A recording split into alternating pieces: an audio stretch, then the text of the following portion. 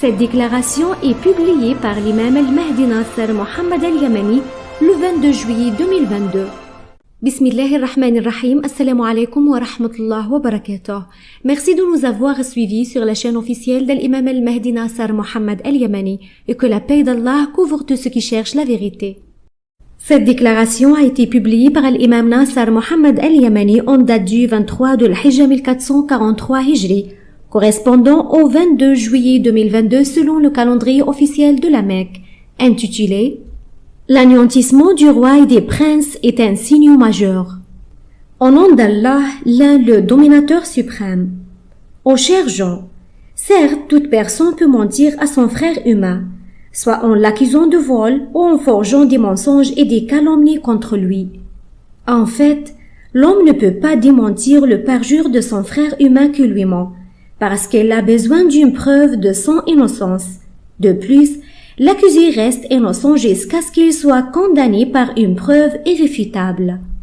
Sauf si l'on ment en déclarant la mort de quelqu'un d'autre, alors que ce dernier est encore en vie et en pleine liberté, ce qui fait que ce mensonge soit un échec pour celui qui le forge, car il sera très vite dévoilé au moment où la personne vivante se mettrait à parler. Ainsi, il est en effet très aisé de démasquer le mensonge lorsqu'il s'agit de la mort, car le vivant parlera aux gens et ainsi ils sauront qu'un tel est un menteur. Par Allah, c'était l'une des meilleures qualités des Arabes de considérer le mensonge comme un trait de caractère répréhensible. Et quel malheur pour celui qui mentait, et notamment si son mensonge engendrait un préjudice contre son frère humain, et par conséquent, il sera responsable d'une calomnie et d'un péché capital auprès de son Seigneur.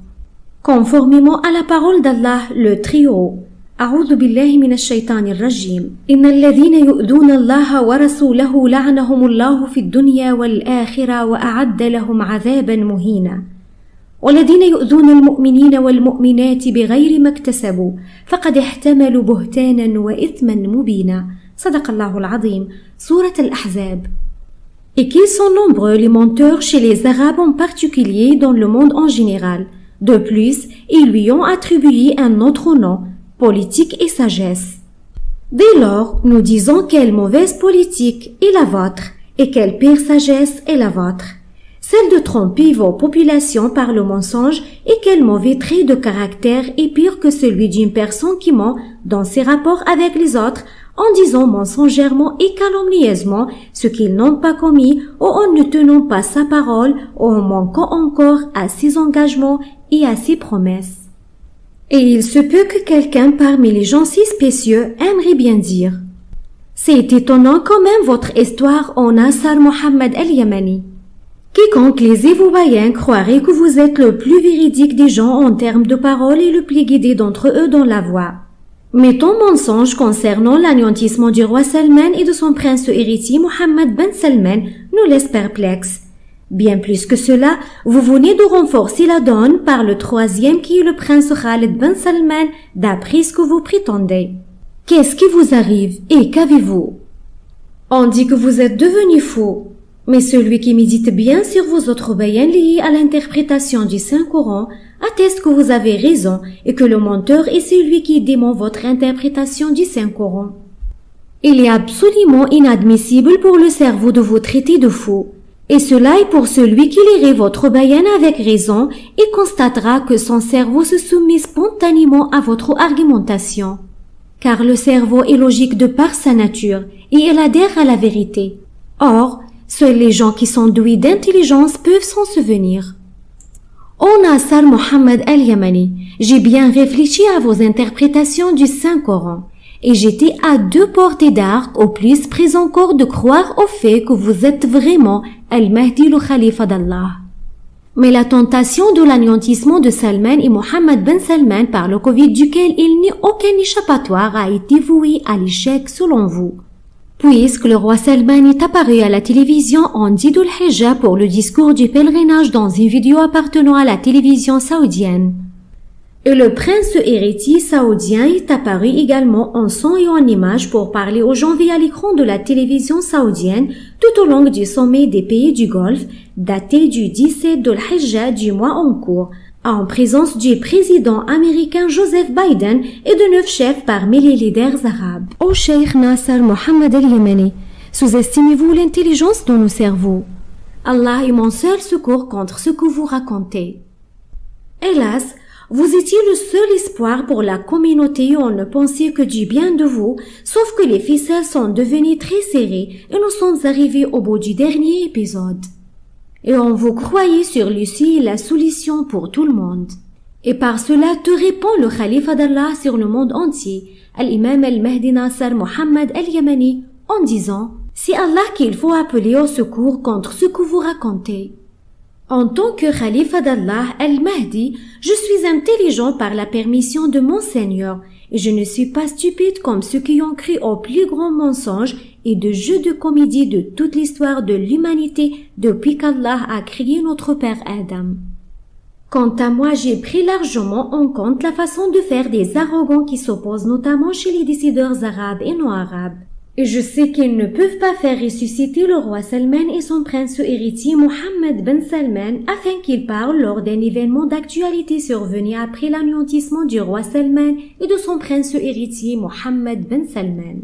Malgré le fait que ce nouveau sujet qui a eu lieu après leur décès a bouleversé le monde, voire même, il est devenu un thème de conversation chez tous les gouvernements du monde et leur peuple. Il s'agit en effet de la guerre de la Russie contre l'Ukraine. Je sais que le roi Salman et son prince héritier n'ont jamais prononcé ou évoqué de leur vivant la guerre de la Russie contre l'Ukraine. De plus, ils n'ont aucune vidéo sur ce sujet depuis que l'homme a découvert le savoir audiovisuel de la télévision et même pour le plus ancien moyen médiatique comme la radio.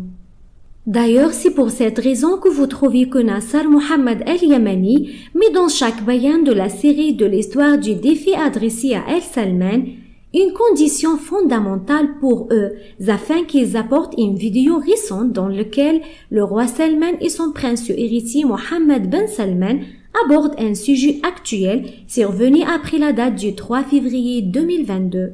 Tel est l'événement de la guerre de la Russie contre l'Ukraine. Car il s'agit de l'événement le plus célèbre qui est arrivé après la mort du roi Salman et de son prince héritier. Et il est devenu désormais le sujet le plus important sur la scène mondiale tout entière pour les gouvernements du monde et leur population. En effet, ils parlent tous de la guerre de la Russie contre l'Ukraine, mis à part de qui sont apparus pour parler de la crise du corona qui a ravagé l'économie mondiale. Le roi Salman a parlé des catastrophes climatiques et de la pandémie du corona qui a impacté l'économie du monde d'après ce qu'il a dit. C'est parce que la guerre de la Russie contre l'Ukraine n'a eu lieu qu'après la mort du roi Salman. Mais avant la mort du roi Salman, il n'avait connaissance que de la pandémie du corona qui a endommagé l'économie mondiale et la santé en plus des catastrophes climatiques qu'il a évoquées. Et vu que le roi Salman n'a pas assisté durant son ère à la guerre de la Russie contre l'Ukraine, il n'a donc pas pu les citer dans la vidéo du discours du 10 Dhul-Hijjah. C'est parce qu'ils ont fabriqué une compilation de plusieurs vidéos du roi Salman sans trouver une qui évoquerait la guerre de la Russie et l'Ukraine. Certes, ils n'ont pas trouvé de vidéo où ce sujet est évoqué car la guerre entre la Russie et l'Ukraine n'a eu lieu qu'après la mort du roi Salman. L'apparition du prince héritier saoudien Mohammed ben Salman au cours du sommet des pays du Golfe en présence du président américain Joe Biden constitue le plus grand mensonge dans l'histoire de l'humanité, depuis qu'Allah a créé Adam et Ève, Adam et Hawa. Lui aussi, il a parlé de la pandémie du corona qui a ravagé l'économie mondiale, que ce soit en termes de santé ou de finances, la guerre du Yémen et la trêve. Mais le sujet qui a été la cause principale derrière la convocation urgente pour conclure le sommet de Jeddah était principalement la guerre de la Russie contre l'Ukraine. Mohammed ben Salman apparaissait comme s'il vivait sur une autre planète, car il n'était pas du tout au courant du nouveau fait mondial qui est la guerre de la Russie et l'Ukraine. Et vous avez bien vu le roi Salman et son prince héritier Mohammed ben Salman, on dirait qu'ils étaient absents, restant en dehors de toute conversation concernant la scène internationale et notamment la guerre de la Russie contre l'Ukraine. Et je sais que c'est la mort qui a forcé le roi Salman et Mohammed Ben Salman à s'absenter avant même que la guerre de la Russie contre l'Ukraine ne commence. Et à l'issue de cela, les falsificateurs ne pourront jamais faire intégrer la mention de la guerre qui se déroule entre la Russie et l'Ukraine dans le discours du roi Salman et de son prince héritier Mohammed Ben Salman.